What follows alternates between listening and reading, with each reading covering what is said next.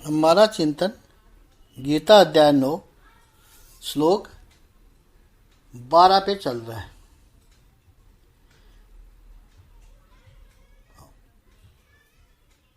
अद्वैत सिद्धि ग्रंथ लिखने वाले श्री मधुसूदन सरस्वती जी के बारे में हम चर्चा कर रहे थे कि वो अपना अद्वैत ग्रंथ लिख रहे थे।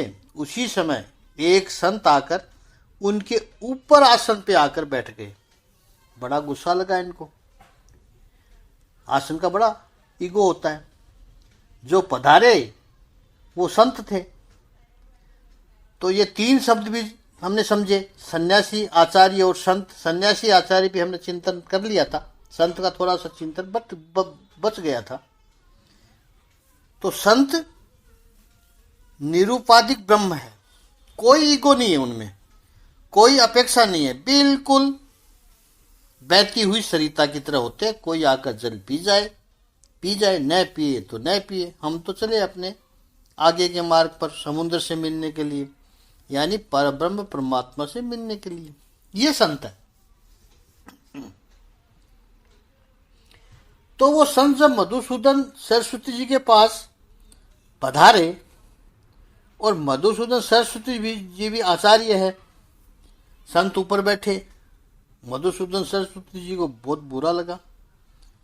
संत ने कहा कि आप विद्वान आचार्य हो, ज्ञानी हो, मान लिया, ये सब मैं स्वीकार करता हूं, लेकिन समझ लीजिए आप किसी के साथ चर्चा कर रहे हो, शास्त्रार्थ कर रहे हो, और उस शास्त्रार्थ में आप हार जाओ तो आपको दुख होगा।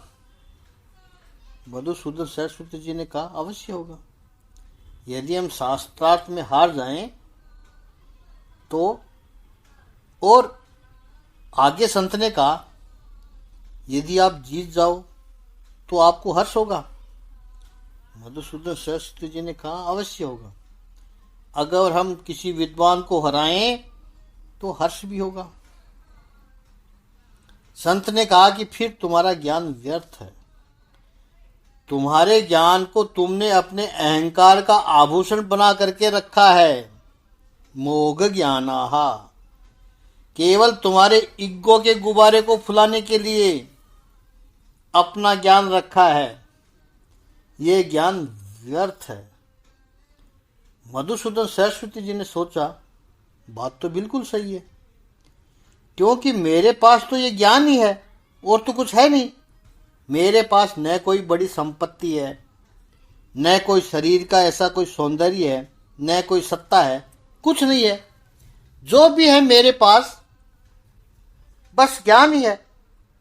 वो ज्ञान मेरी संपत्ति बन गई, और उस संपत्ति से मेरा अहंकार पुष्ट हो गया। मैं इतना ज्ञानी हूं, ज्ञान मेरे अहंकार का आभूषण बन गया। इतना अवश्य होता है ऐसे महापुरुषों में कि जैसे ही पता लगता है कि ये मेरी भूल है, तुरंत भूल को स्वीकार कर लेते हैं, और स्वीकार ही नहीं करते, सुधार भी लेते हैं।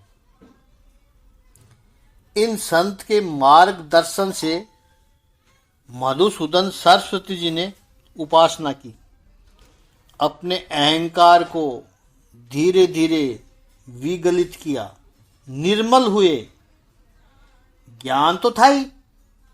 इन संत के मार्गदर्शन से उन्होंने भक्ति की। अहंकार जब चला गया और भगवान श्री कृष्ण के रंग में ऐसे रंगे, फिर मधुसूदन सरस्वती जी ने कहा पहले तो मुझे अपने ज्ञान का अहंकार था, मैं ये जानता हूं, मैं वो जानता हूं, सारे वेद मुझे कंठस्थ है, उपनिषदों का मुझे ज्ञान है, भगवत गीता मुझे कंठस्थ आती है। ये ज्ञान का अहंकार है कि मैं ये जानता हूँ, मैं वो जानता हूँ। लेकिन उपासना की, भक्ति की, निर्मल हुआ मन, हृदय और अंतःकरण, अहंकार जब चला गया हृदय में से, अंतःकरण में से, तब यही मधुसूदन सरस्वती जी कहते हैं भगवान श्री कृष्ण से बढ़कर किसी भी अन्य तत्व को मैं जानता ही नहीं हूं। उन्होंने अपने, कौन? भगवान श्री कृष्ण। आगे कहते हैं जिन्होंने अपने कर कमलों में वंशी धारण कर रखी है और वर्ण कैसा है? नव निरात आवाद, नया नया बादल जो बना है रेड ब्लू कलर का, ऐसी आभा जिनके श्री अंग की है, पीतांबर जिन्होंने धारण किया है, अरुण बिंब की तरह अधर है, होस्ट है जिनके, प्रातःकाल का सूर्य जैसे उदित हो रहा हो उसका कैसा सुंदर लाल रंग होता है, वैसे होठ जिनके लाल गुलाबी रंग के होठ है, पूर्ण चंद्र के समान सुंदर जिनका मुखारविंद है, अरविंद नेत्राय, अरविंद यानी कमल, कमल जैसे सुंदर जिनके नेत्र है, ऐसे भगवान श्री कृष्ण से श्रेष्ठ किसी अन्य तत्व को मैं जानता ही नहीं हूं। यह शास्त्रों का फल है। यह है सारे ज्ञान का परिणाम। भगवान श्री कृष्ण तत्व का अनुभव, यह अनुभव जब तक नहीं हुआ, क्या करना है शास्त्रों को कंठस्थ करके। ऐसे तो तोता को भी आप मंत्र रटा सकते हो, तोता भी मंत्र बोल सकता है, और आधुनिक दृष्टांत तो उससे भी सरल है। डिजिटाइज करके रख दो तो मशीन भी बोलने लग जाती है। छोटा यंत्र 24 घंटे गायत्री मंत्र बोलते जाता है। मंदिरों में देखो, अपने घरों में लगा कर देखो, कई लगा के रखते भी है। जो भी मंत्र उसके अंदर डाला वो 24 घंटे बजाया जाता है। और अब तो अलेक्सा आ गई है, कहो बस अलेक्सा गायत्री मंत्र बोलो, वो शुरू हो जाती है। अलेक्सा लक्ष्मी जी की आरती बोलो, अलेक्सा आरती गाएगी। बड़ी विद्वान हो गई अलेक्सा, कुछ भी कहो बस शुरू हो जाएगी। क्या करना है उस ज्ञान का। मोग ज्ञानाहा, आगे कहा है विचेतसा, यानी जिनके चित्त है ही नहीं, माइंडलेस है। चित्त विवेक करता है, चित्त ही नहीं है तो फिर विवेक कैसा होगा। मोहिनीम, मोह में घिरे रहते हैं। उनको लगता है कि यह शरीर ही मेरा है, उसमें मोह है। The body is the self. जैसी जिनकी मनोबुद्धि हो जाती है वो शरीर में ही अपने को देखते हैं। 5वें अध्याय के 15वें श्लोक में कहा था प्रभु ने, मोह के कारण उनका ज्ञान अज्ञान में कन्वर्ट हो जाता है। ज्ञान तो होता है लेकिन अज्ञान से ढक जाता है, अज्ञान से कवर्ड हो जाता है, ढक जाता है। इसलिए उनमें जो दिखता है वो अज्ञान ही दिखता है, वो ज्ञान तक पहुंच ही नहीं पाते हैं। तेन मुच्यंती जंतु है। अज्ञान से मोहग्रस्त होकर उससे समस्त जीवगण भटकते रहते हैं। भगवान तो न किसी के पुण्य लेते हैं और न ही किसी के पाप लेते हैं। उनको कोई क्या आवश्यकता, उनको क्या लेना देना। ये मूढ़ लोग अपने मोह के बादल में ही घिरे रहते हैं। उनकी तकलीफ यह है कि कोई उनको सही बताने जाए तो उसी से ही वो दुश्मनी कर बैठते हैं। अपने को, उनको अपना ईगो होता है कि हम जो कहते हैं वही सही है, ये मूढ़ता है। राक्षसी मासुरीम, श्रीधर स्वामी जी ने इसका अर्थ किया है तामसिक प्रवृत्ति है वो। अब जो शरीर को ही अपना मानता हो, ऐसे मूढ़ लोग माया से घिरा हुआ है। एक बड़ा ही सुंदर श्लोक है जिसका आशय है, एक एल्यूजन करने वाली मूर्ति, मोह में डालने वाली मूर्ति, ऐसी मोहित करने वाली स्त्री थी, वो केवल परपुरुष में ही आकर्षण रखने वाली थी। ऐसी राक्षसी प्रवृत्ति थी उसकी। राक्षसी यानी माया और पुरुष। परमेश्वर पुरुष हो गया परमेश्वर। अब माया के लिए तो परमेश्वर परपुरुष ही हुए, क्योंकि वो तो लक्ष्मी जी के हैं। लेकिन माया को परमेश्वर ही दिखता है।